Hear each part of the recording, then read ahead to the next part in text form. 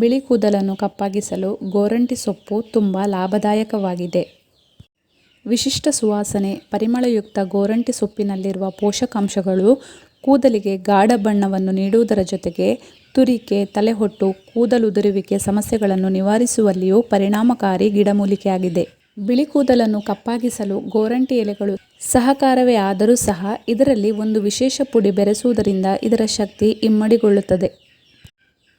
ಕೂದಲಿನ ಎಲ್ಲ ರೀತಿಯ ಸಮಸ್ಯೆಗಳಿಗೂ ನೆಲ್ಲಿಕಾಯಿ ರಾಮಬಾಣ. ನೆಲ್ಲಿಕಾಯಿ ಪುಡಿಯನ್ನು ಗೋರಂಟಿಯಲ್ಲಿ ಬೆರೆಸಿ ಹಚ್ಚಿದರೆ ಬಿಳಿ ಕೂದಲಿನ ಸಮಸ್ಯೆ ಕಡಿಮೆಯಾಗುತ್ತದೆ. ಇದಕ್ಕಾಗಿ ಒಂದು ಕಬ್ಬಿಣದ ಬಾಣಲೆಯನ್ನು ತೆಗೆದುಕೊಳ್ಳಿ.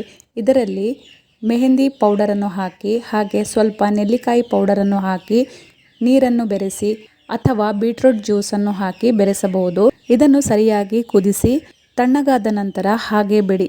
ನಂತರ ಅದನ್ನು ಮುಚ್ಚಿಡಿ.